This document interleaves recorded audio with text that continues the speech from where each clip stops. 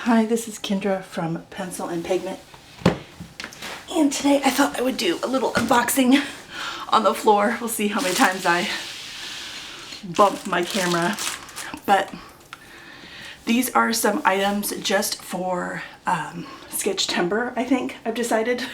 I've made executive decisions. So half this order is actually from Jet Pens and half of it is from Amazon, but prices flux a lot on Amazon, so I kind of follow things around and wait for things to drop, and I will mix and match just to save $5. So art supplies are super expensive, and I know that, and at the rate I'm going through them, there's got to be a better way. So this is just a very small haul.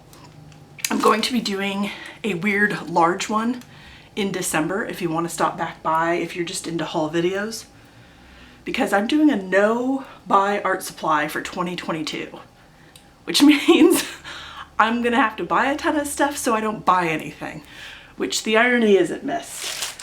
So the first thing I bought I wanted to try was the Mitsubishi Uno in HB.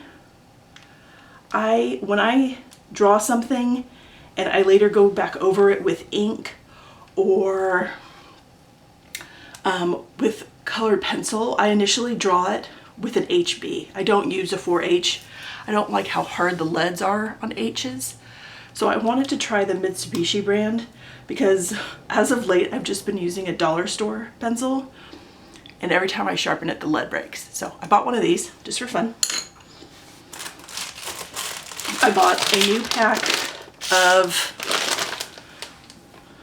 paper stumps and the tortillon, and here's a little sandpaper strip for those.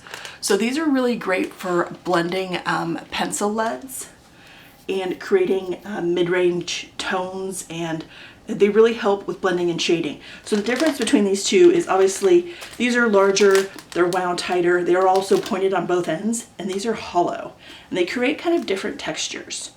And when they're completely covered with graphite, you can either grind them against sandpaper to clean them off, or you can shave them with an X-Acto knife, or you can use a kneaded eraser to sort of lift the graphite off the tips. There's different ways to do that, but the two I have left are in horrible condition, so I replaced them with this pack. I also wanted a very fine tip eraser, and this was the finest one I could find, and this is by Tombow, and it's the Tombow Mono in 2.3 millimeters, and I'll be showing this one more up close later.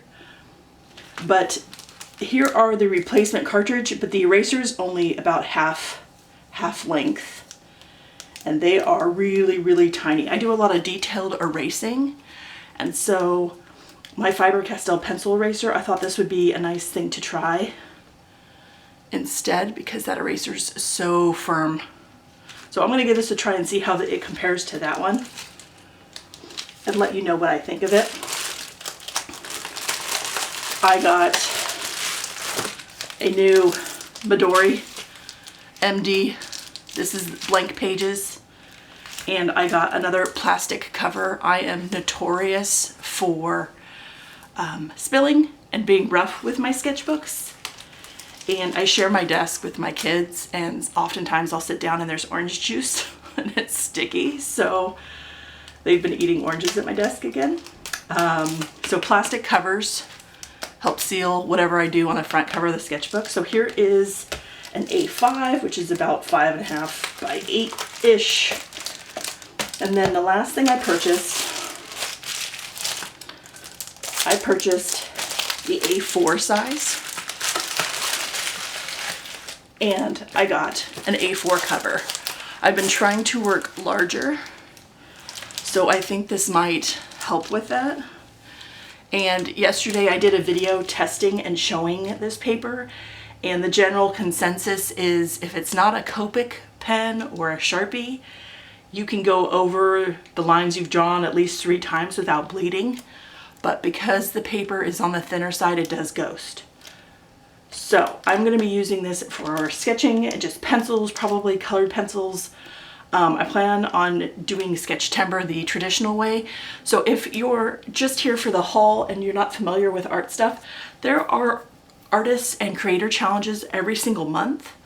And for the month of September, it's called SketchTember, where you just sketch and work on skills and practice things every single day in the month of September. So I'm going to be using, I think I'm going large with this. And now I just wanted to show you, if you're not familiar with whatever A4 and A5 is, this is an A4. And an A5 is half the size. An A6 is half the size. So the larger the number gets, the smaller it becomes in physical size. While I do think the A5 is better for traveling and throwing in a bag, I want to use this long term, so I think I'm going to need the page space. And let me show you, let me just take this apart and show you what this is all about. Make sure this is on the camera here. And they have a great little paper that has all the information about it. This is from Japan. In 2018, they did an anniversary editions that were super cute. So there's a wax protective page if you don't want to buy a plastic cover, but it's literally really thin wax paper. You can see my fingers through it. And I'll just be lifting that off. They come with a label sticker that's a huge one, and then two little tiny stripes. If you want to keep the design minimal, you can. It's just cardstock paper with the really high quality, but you can kind of see it's very high quality paper. It is on the warm side. It skews yellow, a warm yellow. And they all have a string bookmark that's glued into the side with this sort of textured fabric tape. And the string color correlates to the size and type of paper inside. So this one is, looks like it's gray because it's A4 and blank. This one is gold because it's A4 or A5 and blank. The A5 that's lined is a different color. The A5 that's grid is a different color. So that's how you can tell them apart when they're all on a shelf. You look right here and you can tell what the paper is and the size based on the color ribbon. So I'm just going to open up the plastic cover and show you how that works.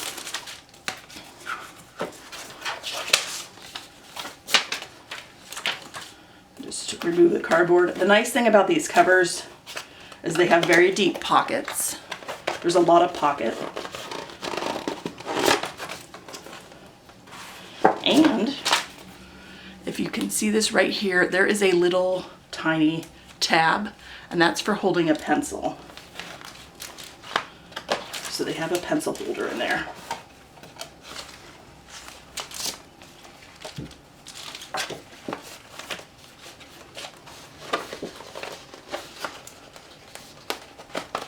And you have to take the wax paper off the book if you want to put the plastic folder on.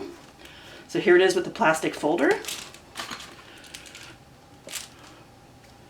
And again, if you're going to collage the front cover or do a drawing, it's protected because of the plastic. They make other covers. There's a paper stout. And there's also a leather cover if you're into that. Here it is with the pencil holder. The leather cover is pricey, so you're going to pay for the leather if you're interested in something like that. And here's the sticker. I'm just going to stick it inside because I'm not sure how I'm labeling everything yet, but you can see really deep pockets, and that's nice. Let's look at this. Really tiny eraser real quick. Ooh, they make another one that's a size up. It's like a 5 millimeter, I think. I'll link both of them. I'm not entirely sure I know how to load this, because I've never used this before. Ooh, and everything on the back is not in English. Okay, that's fair enough. Let's open up this if I can and see how tiny it is. Hope everyone is having a wonderful Thursday, a productive Thursday, a mellow Thursday. I know the news has kind of been a lot lately, so maybe have a news-free day. Here we go. Ooh, and I took the cap right off, punching it through their pre-made hole. All right. And I don't know if you can see this.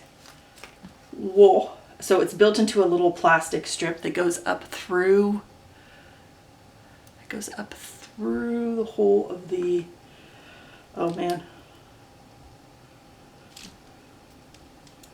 I tell people I do art and they're like, what's that like? Well, it's kind of like, oh, is there one already in here? Okay, there's one already in here. Can you see that?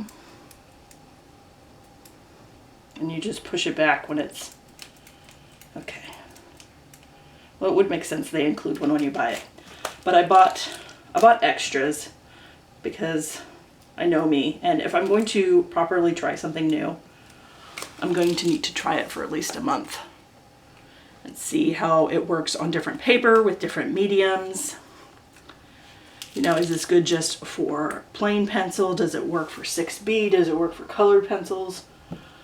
So I'm going to give that a try. I hope this haul video was interesting.